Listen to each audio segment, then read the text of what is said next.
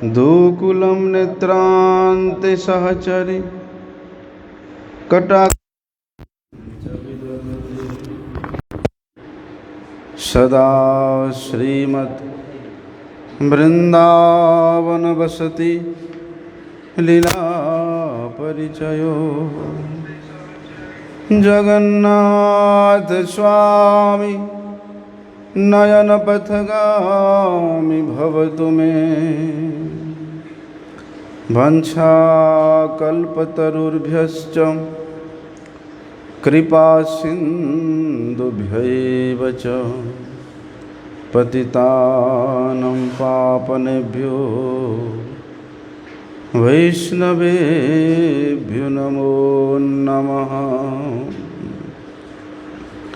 पतितपावन परम करुणामय परम आराध्यतम गुरुपाद पद्म नित्य लीला प्रविष्टम विष्णुपाद परमहंस परिव्राजकाचार्य अष्टोत्तर शत श्री श्रीमद् शिल भक्ति वल्लभ तीर्थ गोस्वामी गुरु महाराज जी के श्री अभय चरण कमल में अनंत कोटि साष्टांग दंडवत प्रणाम करते हुए उनकी अहेतु की कृपा प्रार्थना करता हूँ।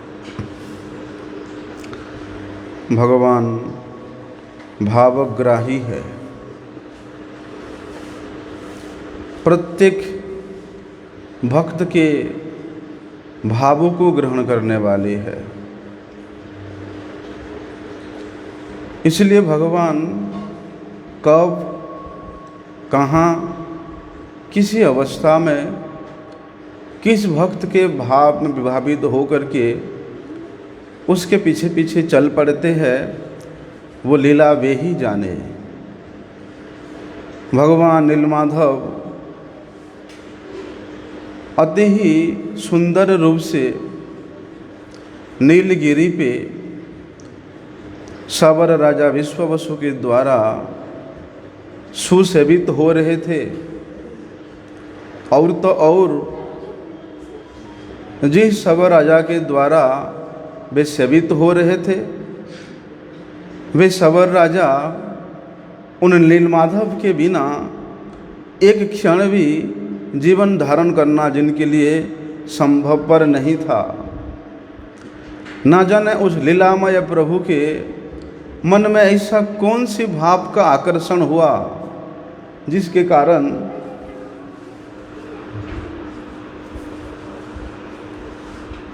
वे महाराज इंद्रद्युम्न के भावों में विभावित होकर के उनकी सेवा प्राप्त करने के लिए जाने को तैयार हुए। क्या विडंबना थी, क्या दुर्दशा थी महाराज विश्वावसु की। जिस दिन से भगवान नीलमाधव जी वहाँ प्रकट होते हैं, उसी दिन से ना जाने राजा विश्वावसु का ऐसा हालत होता है, ऐसी अवस्था होता है, वे सब कुछ त्याग देते हैं। त्याग देना तो छोटी बात है, उनका मस्तिष्क की स्थिति भी एक जगह में कभी भी स्थिर नहीं रहता। वे पागलों के जैसा कभी इधर घूम रहे हैं, कभी उधर घूम रहे हैं। कभी किसी वृक्ष को देख करके अपना नीलमाधव समझ करके उसको घंटों तो आलिंगन करके वहाँ क्रंदन करते हुए उस विरह जनित आनंद का अनुभव कर रहे हैं, तो कभी वे उस समुद्र मुहान में जा कर के समुद्र में झांप दे करके अपने प्रभु का अनुभव कर रहे हैं। मानो सवर राजा विश्वावसु अपने संपूर्ण स्थिति को खो बैठे। उनका भी परिवार था, उनका भी एक साम्राज्य था, उनका भी एक नगरी था, उनका भी एक प्रजा था, उनकी एक पुत्री थी। वे सब कुछ को विस्मृत हो गए, ऐसे कि वे स्वयं के प्रति भी किसी प्रकार का कोई स्मृति बना नहीं रहा, जिसके कारण कभी इस वन में कभी उस वन में पागलों के भांति वे अपने प्रभु को ढूंढ रहे हैं। लेकिन कौन जाने प्रभु के ऐसी लीला। वे जगत के कल्याण के लिए ही उनके प्रत्येक चेष्टा है, जगत के कल्याण के लिए ही भगवान लीला करते हैं। और उन लीलाओं के पीछे में कितना रहस्य छिपा रहता है वे ही जाने। महाराज इंद्रद्युम्न भी अपने आराध्य देव को, अपने प्रभु का दर्शन प्राप्त करने का अभिलाषा लेकर के, यद्यपि वे कोसों दूर अतिक्रम करके उड़ीसा के जगन्नाथपुरी में पहुँचे थे, लेकिन दुर्भाग्यवशतः उनको भी भगवान नीलमाधव का दर्शन नहीं होता है। प्रत्युत भगवान नीलमाधव जी के आकाशवाणी सुन करके वे कुछ अपने आप को स्थिर धारण करते हैं। इधर एक सबर राजा है, उधर एक महाराजा है। सबर राजा के प्रेम में भगवान भावित हो रहे हैं और इधर महाराज इंद्रद्युम्न के प्रति भी आकर्षण होकर के उनके पीछे पीछे भागने को तैयार हो रहे हैं। क्या करें, भगवान किधर जाएं? यद्यपि हम सुनते हैं कि भगवान तो सर्वत्र विराजमान है, वे सर्वत्र स्थापित है, वे सबके हृदय में विराजमान है, फिर वे एक भक्त को सुख देने के लिए दूसरे भक्त को विरह के सागर में डुबो करके क्यों जा रहे हैं? ये तो उनकी ही लीला है। यद्यपि भगवान नीलमाधव जी महाराज इंद्रद्युम्न को प्रतीक्षा करने का आदेश दिया और आज महाराज इंद्रद्युम्न, गुंडिचा रानी, ऐसे कि स्वयं ब्रह्मा जी भी समुद्र के उस महान पे, चक्र तीर्थ पे आकर के वे प्रतीक्षा कर रहे हैं। महाराज इंद्रद्युम्न ब्रह्मा जी को जिस मंदिर का प्रतिष्ठा करने के लिए आमंत्रण देने गए थे, तो वहाँ जाने से पहले वो जिस मंदिर का निर्माण किया था, आज वो मंदिर परिपूर्ण रूप से बालू में ढक चुका था। उस जगह पे इतना विशाल मंदिर था, लेकिन कालक्रम के प्रभाव से वहाँ मंदिर नाम का कोई वस्तु ही नहीं था। लेकिन भगवान की क्या लीला देखो। एक बार एक राजा, उड़ीसा का ही राजा जिसका नाम गालमाधव था, वे कहीं से युद्ध करके वापिस अपने साम्राज्य को अपने सैन्य सामंत सहित वापिस आ रहा था। अचानक उनके घोड़े का जो पैर है किसी एक नुकीली वस्तु से टकराता है, जिसके घोड़ा भी गिर पड़ता है, साथ में घोड़े के ऊपर सवार महाराज गालमाधव भी गिर पड़ते हैं, जिसके कारण उनको भी अनेक चोट आता है। राजा ने अपने पीछे आ रहे सैनिकों को आदेश देते हैं कि देखो देखो यहाँ पर क्या है, जिससे टकरा करके मेरा घोड़ा गिर गया, मैं भी गिर गया। उनके आदेश प्राप्त करके उनके पीछे जो सैनिक लोग थे उस जगह के बालू को हटाने लगे। हटाते हटाते देखते हैं वहाँ पर किसी एक मंदिर के चूड़ा के मापिक एक कलश दिखाई दे रहा है। जब राजा को इस बात का पता चला कि यहाँ मंदिर के कलश दिखाई दे रहे हैं, तो राजा गालमाधव अत्यधिक प्रसन्न होकर के उन्होंने बड़े बड़े कारीगरों को बुलाया और उस स्थान से संपूर्ण बाली को हटा करके उस मंदिर को साफ करने का निर्देश दिया। आज जगन्नाथ मंदिर कितना ऊंचा है, कितना ऊंचा है, 300 कुछ फीट है, 380 फीट है। बोलते इतनी विशाल मंदिर बालू में ढक गया था। इतना विशाल मंदिर संपूर्ण रूप से बालू में ढक गया था। यद्यपि उन कारीगरों ने अत्यधिक परिश्रम करके उस मंदिर के चारों तरफ से बालू को हटाया, साफ किया, लेकिन बालू को हटाने के बाद पता चलता है कि मंदिर तो इतना विशाल है, लेकिन वो समुद्री बालू के अंदर में रहने के कारण खंडहर सा दिखाई दे रहा था,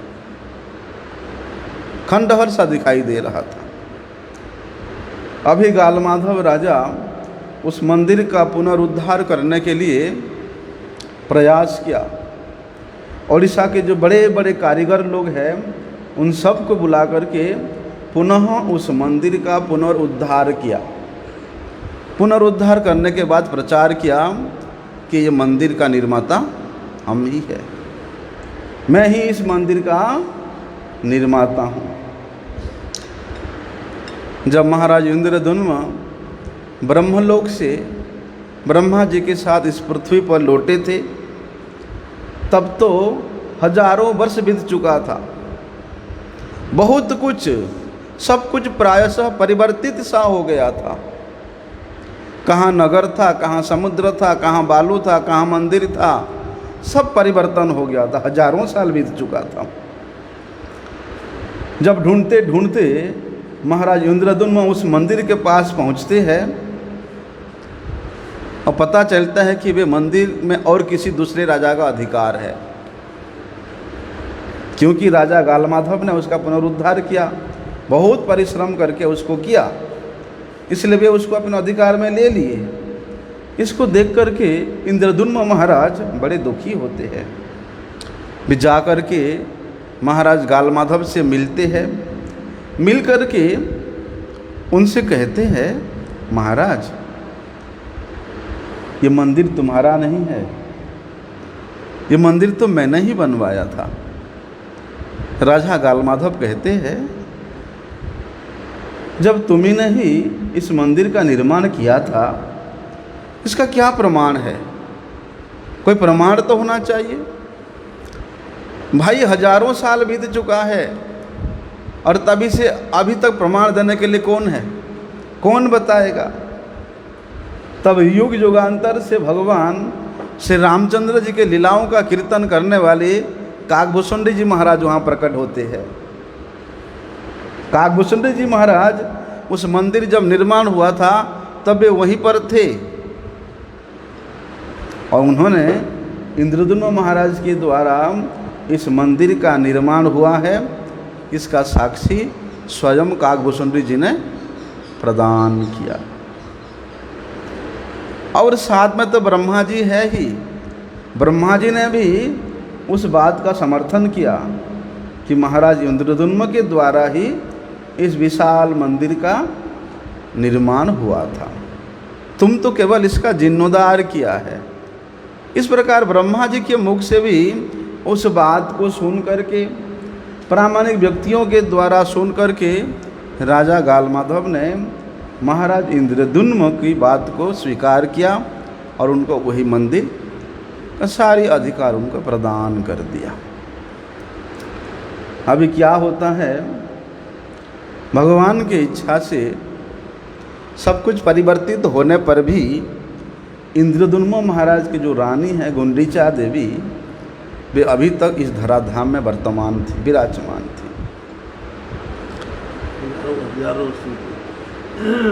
भगवत लीला, भगवान की इच्छा से। क्योंकि अगर गुंडीचा देवी भी, रानी गुंडीचा भी अगर चली गई होती तो भगवान की लीला तो अधूरा रह जाता। क्योंकि गुंडीचा को ही लक्ष्य करके, गुंडीचा देवी को ही लक्ष्य करके भगवान जगन्नाथ जी प्रकट होते हैं पुरी में। इसलिए उनके प्रति इतना अधिक प्रेम है, प्रेम के कारण वे वहाँ जाकर के रहते हैं। क्योंकि गुंडीचा देवी का क्या स्वरूप है, वृंदावन में उनका क्या स्वरूप है, नित्य गोलोक वृंदावन में, उसका विचार हम लोग बाद में करेंगे। तो कहते हैं महाराज इंद्रद्युम्न रानी गुंडीचा को लेकर के और आते हुए जो भी कर्मचारी हुए थे उन सारे कर्मचारियों को लेकर के ब्रह्मा जी के साथ में वे वहाँ पर पहुँचे, जिस स्थान पर भगवान दारू ब्रह्म के रूप में समुद्र में प्रकट होने की बात इंगित किया था, इशारा किया था। उस बंकिन मुहान पे जा कर के प्रतीक्षा करने लगे। अंततः प्रतीक्षा करते करते एक दिन शंख चक्र गदा पद्म से चिन्हित एक विशाल दारू, एक विशाल एक वृक्ष का तना, जिस वृक्ष में चारों तरफ शंख चक्र गदा पद्म चिन्ह अंकित हुआ है, दूर से आते हुए दिखलाई दिया। इतना विशाल था। महाराज दूर से देख करके ही अपने सैनिकों के साथ में बड़े बड़े हाथियों को मंगा करके उस लाल वृक्ष के जो दारू है तना को वे समुद्र से बाहर निकालने का प्रयास करते हैं। इतने बड़े बड़े पहलवान आते हैं, इतनी विशाल विशाल हाथियाँ आते हैं उसको खींच करके बाहर लाने के लिए, लेकिन वे हजार प्रयास करने पर भी सफल नहीं होते। इसलिए भगवान को कोई अपने बल के द्वारा, अपनी बुद्धि के द्वारा, अपनी विद्वता के द्वारा, अपने पांडित्यता के द्वारा नहीं जान सकता, नहीं जीत सकता। भगवान तो केवल मात्र भक्ति के बस है। वे भक्ति के डोरी में ही बंधे जाते हैं, और जिसके हृदय में भगवान बंधे हुए हैं उसके इच्छा मात्र से, उसके स्पर्श करने मात्र से भगवान। यहाँ पर गोविंद कुंड में जब गिरधारी गोपाल, इतना विशाल स्वरूप है उनका, उस झाड़ी में पड़े थे, तो उस गांव के लोगों ने आकर के, बड़े बड़े पहलवान लोगों ने आकर के उस झाड़ी से उस विग्रह को, भगवान गिरधारी गोपाल को उठाने का प्रयास किया, लेकिन वे टस से मस नहीं हुए। जब तक माधवेंद्र पुरी जी आकर के उसमें हाथ नहीं लगाए तब तक वे नहीं उठे। जैसे ही माधवेंद्र पुरी जी हाथ लगाए, ऐसे ही हल्का हो के भगवान जी आ गए ऊपर। ठीक उसी प्रकार भगवान स्वयं निर्देश देते हैं, महाराज इन सैन्य सामंत हाथी घोड़े से मैं किनारे आने वाला नहीं हूँ। कितने बड़े बड़े बलवान पुरुष हाथी यहाँ लगाओ, बोलते ऐसे कि सभी सेना मिल करके भी मुझे इस समुद्र से बाहर निकालने में समर्थ नहीं है। तब आकाशवाणी होती है, कहते हैं महाराज इंद्रद्युम्न, मेरे जो पुराने सेवक है दैतापति विश्वावसु और उसके पुत्री ललिता और उसके दामाद विद्यापति को बुलाओ। जब तक वे लोग मुझे नहीं पकड़ेंगे तब तक मैं यहाँ से उठने वाला नहीं हूँ। भगवान कहते हैं एक और राजा विश्वावसु उठाएगा और दूसरी ओर वो ब्राह्मण विद्यापति और उसके पत्नी ललिता मुझे पकड़ेंगे। मेरे लिए सोने के रथ का व्यवस्था करो, मैं बड़े सहज ही बाहर आ जाऊंगा और तुम मुझे लेकर के विग्रहों का निर्माण करना और उनकी प्रतिष्ठा का आयोजन करके सेवा पूजा करना। महाराज इंद्रद्युम्न भगवत निर्देश प्राप्त करके बड़े उल्लसित होते हैं। बोलते जहाँ पर भी वे ललिता है, विश्वावसु है, सबको बुला करके लाते हैं। अभी कैसे ढूंढे? विश्वावसु अभी स्थिर मस्तिष्क नहीं है। नीलमाधव जी के विरह में वे तो पागल हो गए हैं, घूम रहे इधर उधर, और इधर उनके पुत्री ललिता अपनी पति के वियोग में वो कितने बार तो आत्महत्या करने के लिए प्रयास किया, समुद्र में कूद गया, लेकिन स्वयं भगवान नीलमाधव ही छोटे से गोपाल बालक के रूप में प्रकट होकर के उनको बचाया। आज वे सवर जाति कहाँ, किस स्थान पर है, किस जगह पे है, कैसे ढूंढे? हजारों साल बीत चुका है, लेकिन भगवान के इच्छा से कोई नहीं होने पर भी विश्वावसु आज भी विद्यमान थे, विद्यापति विद्यमान थे और ललिता भी भगवत इच्छा से जीवित थी। राज कर्मचारियों ने किसी प्रकार से उन दोनों पिता पुत्री को ढूंढ के लाया। विद्यापति तो राजा के पास ही था, उनका भी अप्रकट नहीं हुआ था। उनके पत्नियों का, उनके जो पत्नी थी एक, उनकी अप्रकट हो गया था, लेकिन ललिता थी। तो भगवान कहते हैं उनको बुला करके लाओ, तभी मैं यहाँ से बाहर आऊँगा। सबको बुला करके लाते हैं।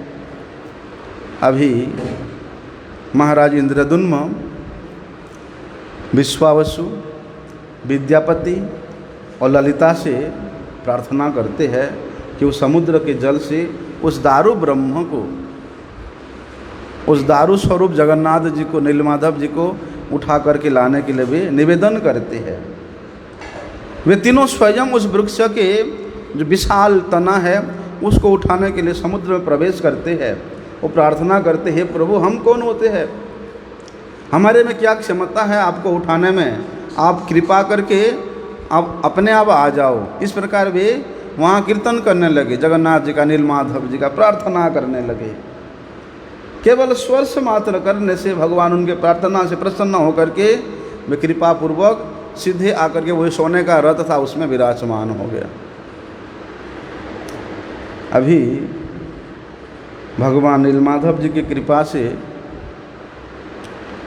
वे तीनों बड़े सरलता से उस दारू ब्रह्म को उठा करके सोने के रथ पर रखते हैं।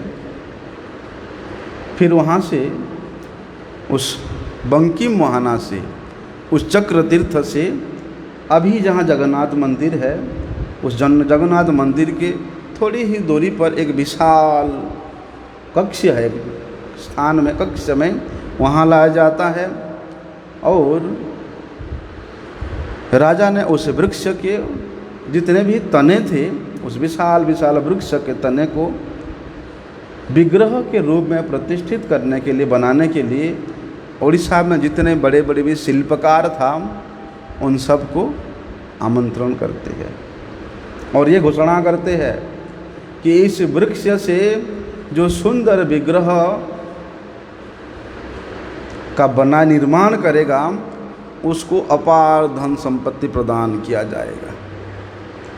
अभी राजा का घोषणा सुन करके जितने भी कारीगर थे उड़ीसा में, सब भैया अपने अपने औजारों को लेकर के पधारे। अरे राजा का आदेश है और राजा का काम करने से राजा खुश होकर तो कुछ भी दे सकते हैं। बहुत लोग आए, लेकिन वे दारू इतना अधिक सख्त था, वे शिल्पकारों के औजार उस दारू में लगते ही टूट करके छिन्न भिन्न हो जाते थे। अनेक प्रयास किया, दूसरे दूसरे प्रदेशों से शिल्पकारों को बुलाया, अद्भुत अद्भुत उनके जो बनाने का जो अस्त्र है, औजार है, वे सभी लेकर के आते हैं, लेकिन किसी प्रकार से कोई भी, सब हार मान करके वापिस चले जाते हैं। अभी राजा रानी बड़े चिंतित है कि भगवान आपका स्वयं का निर्देश है और अपने निर्देश को आप स्वयं पालन नहीं करने दे रहे हो, किस प्रकार से होगा। अनेक चिंतित होकर के वे क्रंदन करते हैं। तब एक दिन क्या होता है, एक वृद्ध ब्राह्मण देखने में बड़े सुंदर है, वे धीरे धीरे लड़खड़ाते लड़खड़ाते वहाँ पहुँचते हैं और कहते हैं कि मेरा नाम महाराणा है। मेरा नाम क्या है? महाराणा। तो कहते हैं कि मैं लकड़ी के शिल्प कला में मैं अत्यधिक निपुण हूँ और आप जिस प्रकार से भगवान के विग्रह को प्रकट कर निर्माण कराना चाहते हैं, मैं आपके मन के मुताबिक इस दारू से, इस लकड़ी से भगवत विग्रह में निर्माण कर सकता हूँ। अभी वास्तव में वे ब्राह्मण और कोई नहीं थे, स्वयं भगवान नीलमाधव ही उस वृद्ध ब्राह्मण के रूप में वहाँ प्रकट हुए थे। वे ब्राह्मण कहते हैं कि हे महाराज, इन विशाल लकड़ी से मुझे विग्रह निर्माण करने के लिए 21 दिन लगेगा। 21 दिन का समय मैं लूँगा, लेकिन आपको एक वचन देना होगा कि जब तक मैं अंदर में विग्रह का निर्माण कार्य करता रहूँगा तब तक दरवाज़ा बंद रहेगा। 21 दिनों के बाद दरवाज़ा खुलेगा, तब आप उन विग्रहों का दर्शन कर बाद में उनके साथ आप अर्चन इत्यादि जो भी स्थापना करना है आपको करना है। और कहते हैं वे ब्राह्मण, यद्यपि कोई 21 दिन से पहले द्वार खोल दिया तो उस कार्य को अधूरा छोड़ करके मैं चला जाऊंगा। इस प्रकार उन्होंने शर्त रखा और उनके शर्त को सुन करके राजा भी कहते हैं कि हे ब्राह्मण देव, आपका जो निर्देश है उसको हम लोग अवश्य पालन करेंगे। बस उस वृद्ध ब्राह्मण ने अपने औजारों के साथ उस विशाल कक्ष में प्रवेश करते हैं और वे भीतर से ही बंद कर देते हैं, बाहर से इन्हें भीतर से बंद कर देते हैं। 14 दिन तक अंदर से खूब आवाज़ आता था, लकड़ी को कूटने का ठोक ठाक आवाज़ खूब आता था। लेकिन 14 दिन के बाद आवाज़ आना बंद हो गया, क्योंकि प्रत्येक दिन राजा और रानी उस दरवाज़ा के पास जाकर कान लगा करके सुनते थे कि काम चल रहा है कि नहीं चल रहा है, हमारे ठाकुर जी का प्रकट होगा कि नहीं होगा। लेकिन 14 दिन के बाद देखते किसी प्रकार का कोई आवाज़ नहीं आता है, तो महाराज इंद्रद्युम्न बड़े चिंतित होते हैं। सोचते हैं अरे 14 दिन हो गया, उन्होंने ना तो कुछ खाया और ना ही कुछ पिया, ऊपर से शरीर उनका वृद्ध शरीर है, पता नहीं क्या होगा। कहीं बिना खाए पिए अंदर ही उनका प्राण तो नहीं छूट गया, कि उनका प्राण तो नहीं छूट गया। राजा अपने मंत्रियों को बुलाते हैं, उनसे परामर्श लेते हैं। मंत्री लोग कहते हैं महाराज ये विधि का विधान है, ब्राह्मण देव ने जो निर्देश किया है आप उसको खंडन मत करो, अभी आप किसी प्रकार से द्वार मत खोलो, इसके पीछे अवश्य कुछ ना कुछ रहस्य है। जब तक 21 दिन पूरा नहीं होगा आप इसके दरवाज़ा को मत खोलो, खोलना ठीक नहीं होगा। लेकिन रानी गुंडीचा वे भी तो अधीर हो रही है, वे भी महाराज को बार बार कह रही है महाराज आप तो राजा हो, आपके अधिकार में है, अगर आपने दरवाज़ा नहीं खोला और अंदर अंदर वो ब्राह्मण मर गया तो हमें ब्रह्म हत्या का पाप लगेगा,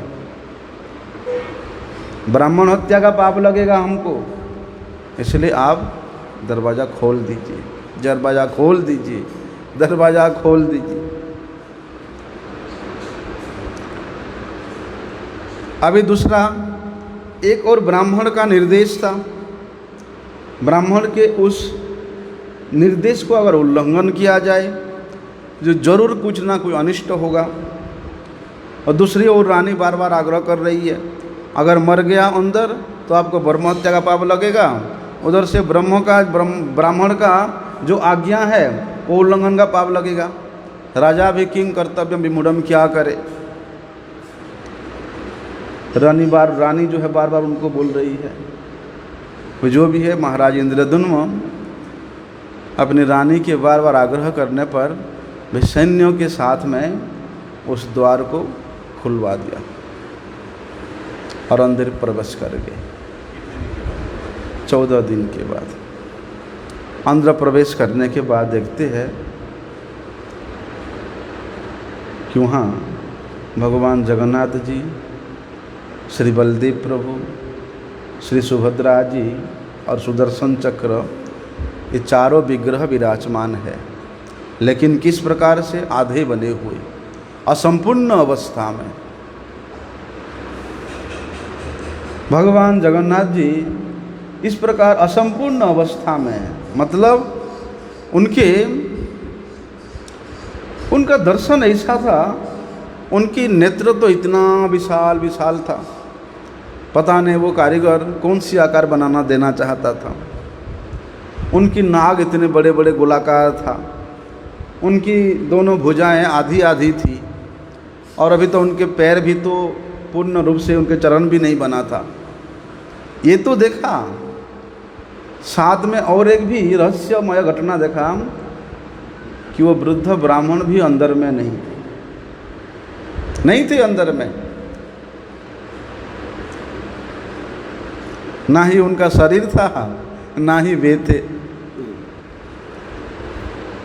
किसी एक अन्य घटनाक्रम के अनुसार संभवतः दूसरे किसी ब्रह्मांड की लीला होगा। वहाँ पर ऐसा वर्णन आता है कि जब राजा ने द्वार खोला तो ब्राह्मण को अंदर देखा।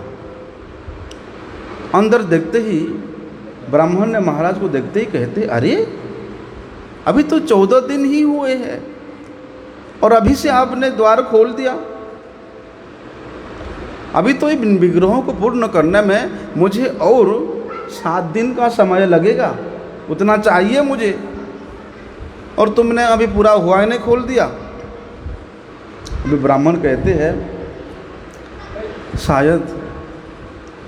शायद भगवान जगन्नाथ जी की ऐसी ही इच्छा होगा, नहीं तो आपके अंदर में अंदर आने का इतना उत्कंठा नहीं होता, और मैं भी बिना किसी बाधा से इन विग्रहों को पूर्ण कर पाता। आपका उत्कंठा हुआ, आप अंदर घुस गए, और मैं भी जो शर्त के अनुसार अभी बना नहीं सकता। अगर आप नहीं आते तो मैं बना लेता। बोलते इतनी बात करके वे वृद्ध ब्राह्मण वे उनके सामने ही अदृश्य हो जाते हैं। तो उसी समय महाराज इंद्रद्युम्न को, उनके कर्मचारियों को ये आभास होता है कि ये ब्राह्मण कोई साधारण शिल्पकार नहीं है, ये तो साक्षात भगवान जगन्नाथ जी ही थे। अभी राजा देखता है भगवान जगन्नाथ जी के श्री विग्रहों को। जगन्नाथ जी नाम अभी तो कैसे आया? अभी तो श्री विग्रह बने हैं, नाम तो भगवान पहले ही बोले थे कि मैं जगन्नाथ रूप में वहाँ तुमको दर्शन दूंगा। हाँ, मैं जगन्नाथ के रूप में, मेरा नाम जगन्नाथ होगा और मैं उसी रूप में ही तुमको वहाँ पर दर्शन दूंगा। नीलमाधव के रूप में ना तो तुमको दर्शन दूंगा, ना ही इस मर्त्य भूमि की किसी जीव मुझे नीलमाधव के रूप में दर्शन कर सकेगा। केवल राजा विश्वावसु को वो अधिकार प्रदान किया था भगवान ने। वे सवरपल्ली के अति ही निकट में एक ब्राह्मण पल्ली था।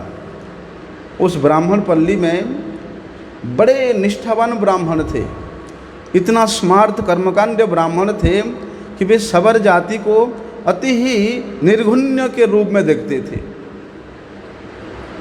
उन सवरों के छाई, उन सवरों के पैर अगर उनके गांव के आसपास पड़ गया तो वो कितनी विधि विधान से उसको पवित्र करते थे, लेकिन वे जलते भी थे। अरे हम इतना नैष्ठिक ब्राह्मण है, नैष्ठिक वेद पाठी है, हमको नीलमाधव जी का पूजा नहीं मिला, दर्शन नहीं मिला, और एक साधारण सा एक सवर, उसको ये सौभाग्य कैसे प्राप्त हुआ? वे जलते थे, लेकिन विधि की विधान कुछ ऐसे ही था। इसलिए भगवान जगन्नाथ जी का इस प्रकार के असंपूर्ण विग्रह को देख करके महाराज इंद्रद्युम्न बहुत रोते हैं, अत्यधिक रोते हैं। लेकिन उनके हृदय की पीड़ा को वे किसको बताए? वे अपने प्रधानमंत्री को बताते हुए कहते हैं कि मैं अपने वचनों को तोड़ करके मैं जघन्य अपराध किया है, इसलिए इस अपराध के कारण मुझे और प्राण धारण नहीं करना चाहिए। ना जाने भगवान कितनी सुंदर रूप से प्रकट होना चाहते थे, कौन सी लीला करना चाहते थे, किस रूप देना चाहते थे, लेकिन मैं ही उसके रास्ते में आकर के सब कुछ गड़बड़ कर दिया। वे इतना अधिक दुखी होते हैं कि वे अपने प्राण त्याग करने को उद्यत होते हैं। तभी आकाशवाणी होता है, भगवान कहते हैं राजा तुम इतना अधीर क्यों हो रहे हो, तुम इतना चिंता क्यों कर रहे हो? अरे मैं तो स्वयं ही इस रूप में प्रकट होने का मैं चाहता था, और मैं तुमको पहले ही निर्देश दिया था उस नील पर्वत के पास में कि मैं जगन्नाथ के रूप में ही प्रकट होऊंगा। क्या तुम भूल गए? मेरे जगन्नाथ स्वरूप यही स्वरूप है।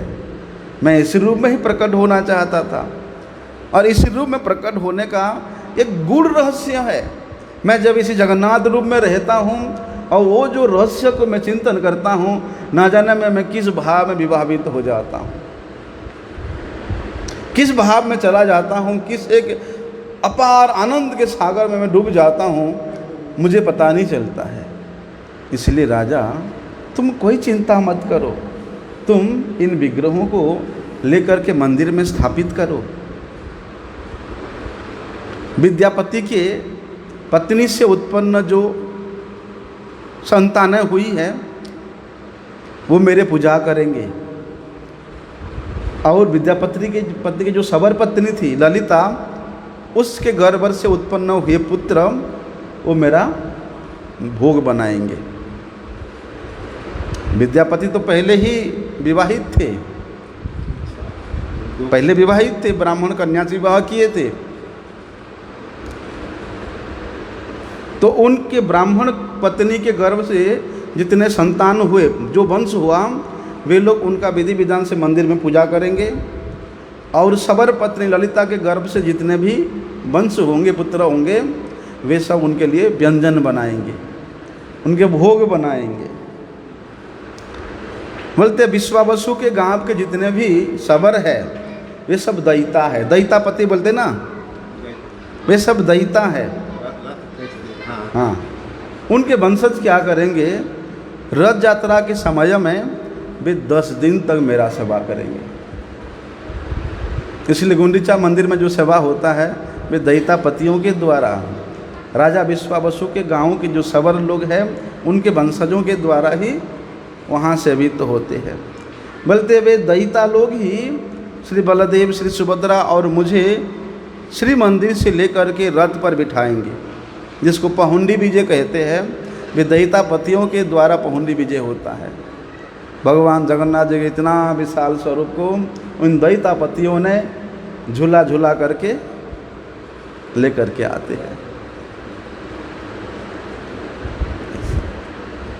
कहते हैं उन दिनों तो प्रत्येक वर्ष रथ यात्रा होता था, हेरा पंचमी होता था, और विशाल विशाल महोत्सव होता था। 12 महीना में 13 पर्व होता था, 13 यात्रा होता था। आजकल भी हो रहा है, लेकिन उस समय जितना विशाल रूप से होता था राजा अनुष्ठान के द्वारा, आजकल ठीक है हो रहे हैं, सरकार के द्वारा हो रहा है वो। तब भगवान जगन्नाथ जी की आज्ञा के अनुसार महाराज इंद्रद्युम्न उन श्री विग्रहों को उस मंदिर में ले आते हैं और ब्रह्मा जी से प्रार्थना करते हैं कि हे ब्रह्मन, आप बिना विलंब किए कृपा करके आप इन विग्रहों को और ये मंदिर को आप प्रतिष्ठा कर दीजिए, ताकि यथाशीघ्र हम लोग नियमित रूप से विधिवत इनका पूजन अर्चन कर सके। महाराज इंद्रद्युम्न के बात को सुन करके ब्रह्मा जी कहते हैं, अरे ये तो स्वयं प्रकाशित विग्रह है, भगवान स्वयं ही प्रकट हुए हैं। जो स्वयं प्रकाशित विग्रह है उनका प्रतिष्ठा करने की क्षमता मुझ में कहाँ से आएगा। जिस प्रकार से भगवान शालिग्राम रूप में स्वयं प्रतिष्ठित है, शालिग्राम शिला को अलग से प्रतिष्ठा करना नहीं पड़ता है, ठीक उसी प्रकार इस दारू ब्रह्म रूपी भगवान जगन्नाथ को, जो कि स्वयं की इच्छा से प्रकट हुए हैं, उनको भी अलग से प्रतिष्ठा करने का कोई विधान नहीं है। और स्वयं ब्रह्मा जी कहते हैं कि इनको प्रतिष्ठा करने में क्षमता मेरे में कहाँ पर आएगा। कहते हाँ, मैं मंदिर के चूड़ा के ऊपर एक ध्वजा बांध देता हूँ, एक पतितपावन ध्वजा बांध देता हूँ। बल्कि कोई भी व्यक्ति अगर दूर से भी उस ध्वजा का दर्शन करेगा तो उसका फिर दोबारा इस संसार में जन्म नहीं होगा। दूर से कोई अगर उस ध्वजा को दंडवत प्रणाम करेगा, वे अनायास ही मुक्ति प्राप्त करने का अधिकारी बन जाएगा। ऐसा इसलिए यहाँ पर जब गिरिराज जी विराजमान है, इनको पहले ये इतना विशाल थे, 3-5 योजन उच्चा थे, इसलिए दूर से जो इनको प्रणाम करता था वे तो साक्षात भगवत धाम को प्राप्त होता था। लेकिन कली के प्रभाव से उतने ही अनाचार व्यभिचार बढ़ते जा रहा है। इसलिए भगवान भी अपने स्वरूप को धीरे धीरे संकुचित करते जा रहे हैं। प्रत्येक दिन एक तिल के बराबर, तिल देखा है, एक तिल के बराबर भगवान के इच्छा से गिरिराज जी नीचे माटी के नीचे चले जा रहे हैं। हमने सुना, हाँ, अभी यहाँ जो 70-80 साल के वृद्ध लोग कहते थे कि महाराज हम जो बच्चे थे तब ऐसे करके देखते थे गिरिराज जी को, ऐसे करके गिरिराज जी का छाई उनके घर पे आता था, इतना विशाल थे। लेकिन 70 साल में वो इतना नीचे नीचे दब गए हैं, ऐसा। इसलिए जो भगवत धाम को आएगा, भगवत धाम में वास करेगा, उसके लिए सुलभ है कि कहीं से भी गिरिराज जी को प्रणाम कर लो और वैकुंठ को प्राप्त करो। लेकिन भगवान जगन्नाथ तो इतने पति तपावन है कि अपनी पति तपावनी बाना को वे इतना उच्चा शिखर में उड़ा रहे हैं कि दूर से अगर कोई प्रणाम करेगा वो भी मुक्ति प्राप्त करने का अधिकारी बन जाएगा। इतना कह करके ब्रह्मा जी उस मंदिर के चक्र पर एक ध्वजा स्थापित कर देते हैं। उसके बाद भगवान श्री जगन्नाथ जी का, श्री बलदेव, श्री सुभद्रा, श्री सुदर्शन जी का वहाँ विधिवत रूप से पूजा अर्चना नियमित रूप से प्रारंभ हो जाता है। प्रत्येक दिन वे ध्वजा वहाँ से चेंज किया जाता है। कहते हैं एक दिन महाराज इंद्रद्युम्न भगवान जगन्नाथ जी से प्रार्थना करते हैं कि हे भगवान, मैं आपसे एक वर मांगना चाहता हूँ, कुछ मांगने का इच्छा है। बोलते बोलो। मेरी इच्छा है कि आपके श्री मंदिर के द्वार केवल एक प्रहर, मतलब मात्र 3 घंटा के लिए ही बंद रहे, जिससे सभी को, जगतवासियों को अधिक से अधिक आपके दर्शन करने को समय मिले। इसलिए जगन्नाथ जी का मंदिर मात्र 3 घंटा बंद होता है। 24 घंटा में से मात्र 3 घंटा ही बंद होता है, एक प्रहर द्वीप बंद होता है। अभी महाराज इंद्रद्युम्न की बात को सुन करके भगवान जगन्नाथ जी बड़े भंगी करते हैं, नाटक करके हुए कहते हैं, अच्छा मुझे इतना देर तक जग के रहना पड़ेगा, तब तो भैया मेरे निद्रा को दूर करने के लिए मुझे हमेशा कुछ ना कुछ मुंह में डालते रहना पड़ेगा, बीच बीच में मुझे कुछ ना कुछ खिलाना पड़ेगा। अरे भगवान स्वयं बोल रहे हैं मुझे खिलाना पड़ेगा बीच बीच में। जगन्नाथ जी के मुख से खिलाने के बाद सुनते ही इंद्रद्युम्न महाराज गदगद हो जाते हैं। कहते हैं प्रभु ये तो मेरा अहोभाग्य है, मैं आपको प्रतिज्ञा करता हूँ कि सारा दिन आपका भोग लगता रहेगा, आपके हाथ कभी भी हम सूखने नहीं देगा, कभी भी आपके हाथ शुष्क होने नहीं देंगे। तब भगवान जगन्नाथ जी इंद्रद्युम्न महाराज को वर देते कहते हैं ठीक है, तब तुम्हारे जैसे इच्छा है वैसे ही हो, मुझे किसी प्रकार कोई आपत्ति नहीं है, मुझे बस खाने को मिल जाए। लेकिन कहते हैं राजा, इस वर में तो तुम जगतवासियों के कल्याण के लिए ही मांगा कि जगतवासी मुझे दर्शन करेंगे, तुम अपने लिए कुछ तो मांगो, मैं तुमको अपने लिए कुछ देना चाहता हूँ, तुम अपने लिए कोई वर मांगो। राजा कहते हैं ठीक है प्रभु, मैं अपने लिए मांग रहा हूँ, जिससे कि इस मंदिर का जो संपत्ति है उसको कोई अपना ना माने, अपना मानकर दाबी ना करे। इसलिए मैं आपसे प्रार्थना करता हूँ कि मैं वंश रहित तो ही रहूँ। अगर मेरा पुत्र होंगे मेरे वंशज होंगे, मेरे प्राण छूटने के बाद वो लोग ये मंदिर के संपत्ति को लेकर के आपस में झगड़ा करेंगे, फिर आपके सेवा में किसी का रुचि नहीं होगा, वहाँ बिजनेस बन जाएगा। आपकी सेवा के लिए एकत्रित किया हुआ धन वे लोग अपने अधिकार का समझेंगे। मैं नहीं चाहता कि मेरे कुल का कोई भी व्यक्ति ये सोचे कि मंदिर मेरा संपत्ति है, मेरे बाप का है, ऐसा ना समझे। इसलिए हे प्रभु आप मुझे वंश रहित कर दो, यही मेरे लिए बर है। भगवान जगन्नाथ जी, श्री बलदेव जी, श्री सुभद्रा जी, आपके ऊपर कोई केवल अपना ही अधिकार साब्यस्त करे, ये नहीं हो सकता। आपके सेवा के लिए जो भी धन आता है, मंदिर में आता है, वे केवल आपके ही सेवा के लिए रहे, किसी दूसरे व्यक्ति के भोग विलास के लिए नहीं। क्योंकि भगवान के सेवा के उद्देश्य से जो धन मंदिर में आता है, उसका जो दुरुपयोग करता है, उसको तो महाराज अवश्य ही नरक की प्राप्ति होती ही है। इसलिए जो मठ का दायित्व लेने वाला व्यक्ति है, जो मठ का संचालक है, जो मठ का इंचार्ज है, उसको मठ के प्रत्येक द्रव्य को भगवत सेवा के उद्देश्य से ही लगाना चाहिए।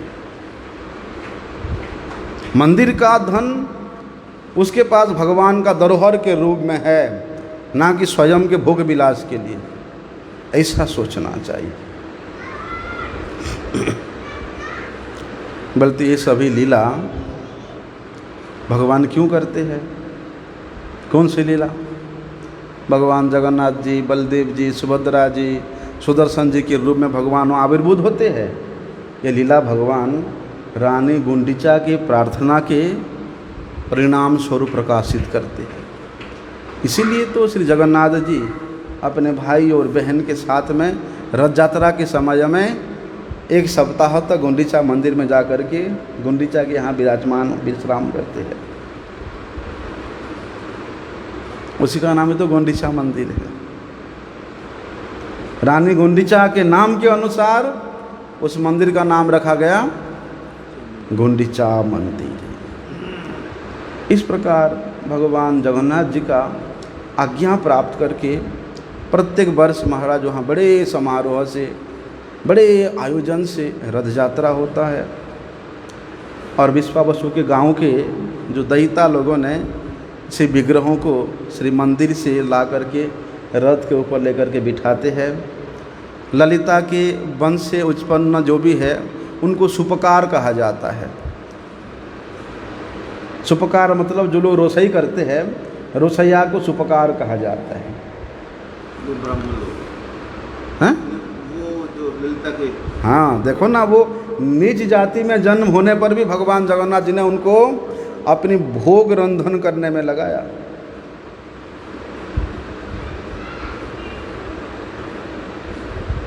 इसीलिए कहते हैं विप्राग द्वासन गुण युत दरबिंद नाव पादार अबिंद विमुखा सपचम वरिष्ठम मन्यई तदर्पित मनोवचन हितार्थम प्राणम पुनाति सकुलम नत भूरिमान। ब्राह्मण यद्यपि सभी प्रकार के ब्राह्मणता गुण से परिपूर्ण है, लेकिन अगर वे विष्णु और वैष्णव के सेवा से रहित है तो वे ब्राह्मण होने पर भी वे भगवत सेवा पूजा का अधिकारी नहीं है। लेकिन अगर वो स्वपच, वे नीच जाति में जन्म लेने वाला स्वपच भी, जिसका मन वचन शरीर भगवत सेवा में ही लगा रहता है, वास्तव में वही ही श्रेष्ठ है। मानो वचन हितार्थम प्राणम पुनाति सकुलम बुरिमान। भगवान तो उसके स्वकुल को पवित्र कर देते हैं। ऐसा इसीलिए देखो कैसा विचार है जगन्नाथपुरी में। वे सवर जाति के होने पर भी जिनको श्रीमद् भागवत में अति ही तुच्छ जाति के रूप में वर्णन किया है, लेकिन वे भगवत भावित है, जिसके कारण उनका मंदिर में प्रवेश तो छोड़ो, साक्षात भगवान जी के अंदर की सेवा मिला हुआ है। लेकिन जो लोग बहिर्मुख है, बहिर्मुख अगर इस देश के प्रधानमंत्री भी क्यों ना हो, उसको भी उस मंदिर के अंदर प्रवेश करने का कोई अधिकार नहीं है। प्रवेश करने ही नहीं दिया महाराज। इंदिरा गांधी ने अनेक प्रयास किया था मंदिर में प्रवेश करने के लिए, लेकिन नहीं। विधि तो विधि है, नियम तो नियम है, लेकिन वे इतना नीच जाति में जन्म लेने पर भी भगवान जगन्नाथ जी ने उनको अपनी रंधन सेवा में लगाया।